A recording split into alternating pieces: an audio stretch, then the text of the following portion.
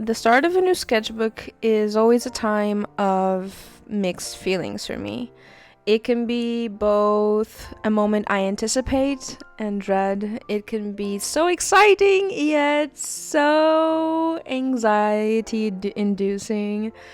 I can be so happy, but then have such a difficult time finding inspiration, sketching something out. And this sketchbook was definitely that. As you guys saw, I was unboxing this sketchbook, opening it up, and I was so excited I decided to film, and so I added it to the video. And it was so nice to reminisce on my old sketchbook and then open my new sketchbook, and I was excited. And then what? And then what? What do I do now? How do I create this? I cannot explain to you how long I spent on Pinterest looking for inspiration, because I knew I wanted to paint with gouache because I haven't done that in a while. So I ravaged through Pinterest trying to figure something out and couldn't really figure it out. I have a ton of different sketches and ideas and things I drew on my iPad, trying to plan it out, trying to make it perfect. And in the end, I opted for something that I'd been wanting to paint and just added my typical phrase that I do when opening a sketchbook. So, as you can see by now, I am doing 3 little cute cats. Because cats inspire me, I find it fun to paint them, even though this time around it was a bit of a struggle, exactly because of that feeling of anticipation, that dread of making a mistake, of having a really ugly front page. That excitement of starting this new sketchbook, new moment, a fresh start. It's like I have a clear mind, but at the same time it has to be good. This first page has to be good. And I think that's something that majority of artists can really relate to, is the dread of the first page. Now, don't get me wrong, I love it. I love making the first page special. I know that's the first thing people look at when they look through your sketchbook. It's usually they take a long time in the first few pages of your sketchbook and then just flip through by the end really quickly. So I know that this first page is the first impact. It has to cause something, but I also want it to be special for me. I want to look back in the sketchbook in a couple years and look at this front page and be like, yes, this inspires me. And that's definitely what I want and what I thrive to do every time I start a new sketchbook. And I know I'm not alone. I know that this first page is really daunting and anxiety inducing, and I kid you not, I spent like 60% of the day trying to figure out what I was gonna do because of this whole situation. And then I painted throughout the night, and when I stopped it was literally 2 a.m, and I thought it was like 10 p.m. and it was like 2 a.m. and I was okay. I lost track of time definitely getting into this, and it felt really good, but you know, it's a struggle. So I thought, why not, tell you a little bit how I try to overcome this, even though I do struggle with it. I find that it's always nice to see those people that start their sketchbooks and are like, oh my god, it's so hard, I understand, but here I am having a jolly good time doing it. I struggled through and through. And in this moment, you can see me do a risky thing I've never done, which is doing an underpainting. And I struggled with that underpainting until the end because all the cats were white. And I struggled with the blue in the background so bad. And it was a sticky situation. And in the end, like, I'm really proud of how it came out. I'm really happy with it. But it wasn't that magical moment a lot of artists out here try to make it seem like it.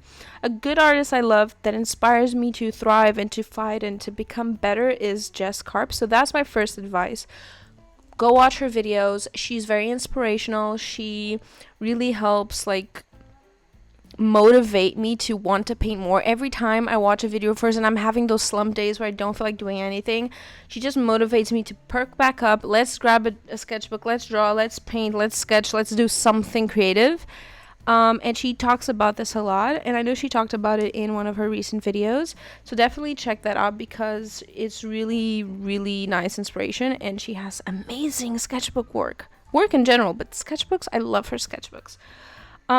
So the first thing is, like, look for inspiration, look for people that, like, understand your struggle, and that, like, will give you tips and advice. Watching this video is already kind of that step.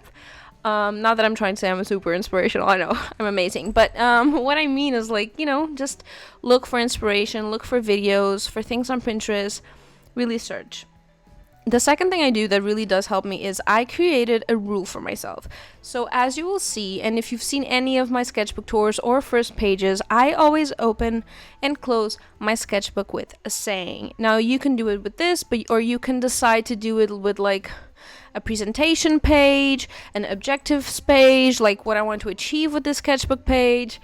You can do it in various different ways, you know, but just set a goal and maybe make it uniform throughout your sketchbooks so it's easier because you already know what the first page is going to be, so that's fine, right? The way I open mine is with the Marauders map, like, opening and ending. So to open my sketchbook, I write, I solemnly swear that I'm up to no good. And to close it, I always say mischief managed. And usually the first page and the last page match or are in the same theme or close enough. Sometimes I just do the phrase in really cute lettering. Other times I do whatever inspires me and I add the phrase in the corner. Other times the phrase is intertwined with the design. It really, really depends. But it gives me, like, a way to begin and finish without having a lot of stress. Sometimes I'm creative, like this time around. Other times I just use the phrase and write it down and be like, do whatever you want from now on. Like, just go, right? So having something that is uniform throughout those pages that cause you anxiety is also a great way to, like, have something to go from, right? Instead of, like, it's literally blank page, what do I do now? Another great way is also to start from anywhere other in your sketchbook. Like, start from the middle, start from the second page, just jump around. I'm a bit too neurotic to do this. Too much of a perfectionist. I like it to be chronological. I like to fill in every single page. I don't do just one side of the pages unless I have a really, really good reason to. But usually I do both sides. I have to go through them from one side to the other from the book. I can't just start or do stuff randomly. I'm too neurotic for this, but I know that this works for a lot of artists, and it's like, oh, just pick a random page and start there, and then when you're more confident, when you've used the book a bit more, you can go back and start from the front, and that way, like, that initial nervousness of, like, starting a new sketchbook and you don't want to mess it up already, is kind of hidden in the middle of the book, and then you can, on a good day, you can go back and do the first page. It's something that might help. And my final tip, I'm not gonna give you like 300 different tips because I don't think that's useful at all. But my final tip is take it easy. If you need time, you need time. You have to realize your limits and really understand if you're up for the task. This day, I was so anxious. I literally started to have an anxiety attack after designing and sketching out the cats. I started having an anxiety attack. So what did I decide to do? I decided to stop. I was going to stop doing anything. I was going to chill on my phone a bit. I was going to take a shower, do my skincare routine, nighttime routine, really early, but I did it. Eat something and then come back and just sit in my computer. I literally decided I wasn't going to do it that day. I was going to do it another day. And then when I came back from my shower and my skincare and eating something, I felt good. And I went immediately into painting. I didn't even think it again, or, had no second thoughts. I just went for it. And sometimes you need a break, and your body is going to tell you that, your head is going to tell you that. Just trust your instincts, trust your gut. If you don't feel like doing it today, there's always a tomorrow. And sometimes we're like, no, no, no, I have to force myself to do it. Yes, but be careful. If you're having literal physical symptoms of anxiety like I was, pushing it isn't the right way. Give yourself time. Be patient with yourself. You're not a machine. You're a human being. You are allowed to not feel like it. You are allowed to have tough days. Let yourself relax. Do something will relax you. Like, in that moment, I knew I wanted to shower. I just felt like sitting in the shower. So I did that. But if I felt like laying in bed and watching a movie, I would have done that. Just do whatever will make you relax, and pick it up the next day with a clearer head, clearer mind. Trust me, it will be 10 times better. Above all else, what is most important is to be patient with yourself. You have to understand that this is a nerve-wracking situation, and it's fine if you get a bit overwhelmed, and it's fine if you take a break. So be patient with yourself. You're not a machine. You're a human being. If you don't do this today, you will do it tomorrow. In the end, what matters is that you have fun, and that you explore things, and just take it easy. You don't have to do it today. Just, measure things for yourself, see how it works for you, and take the pressure off yourself. Really try to understand, why is this so important. I share my art online. I share my sketchbooks online. The judgment and the comments, I'm always very scared. It's always like I have to do this to impress. So for me, it's kind of toning that down and being like, okay, you have to do this for yourself. What would make you happy? In this case, it was cats, obviously, but in other times it was different things. So just take it easy, relax, and if you have to, just relocate, take yourself to a cafe or to the garden or whatever. Just do something that will make you relax a bit more and just be more into it and more free to explore. And after the first page is done, it's done.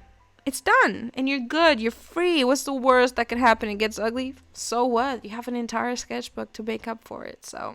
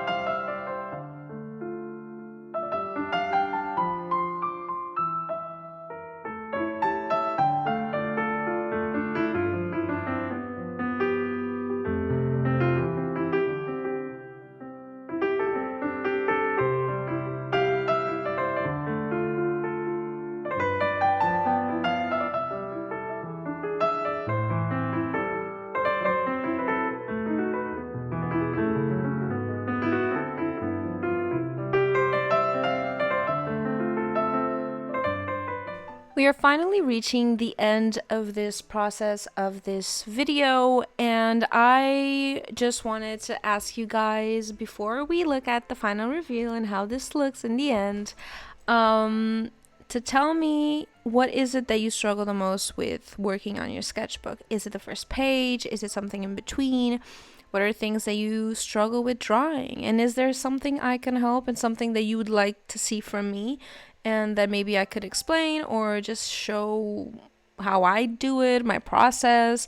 If there's anything, let me know. I am so excited to be working more often in this sketchbook, and I plan on painting a lot more, so I'm just really excited for this new beginning. That being said, let's take a look at the final results and how this ended up looking like. I'm so happy, and I hope you enjoy it as much as I do.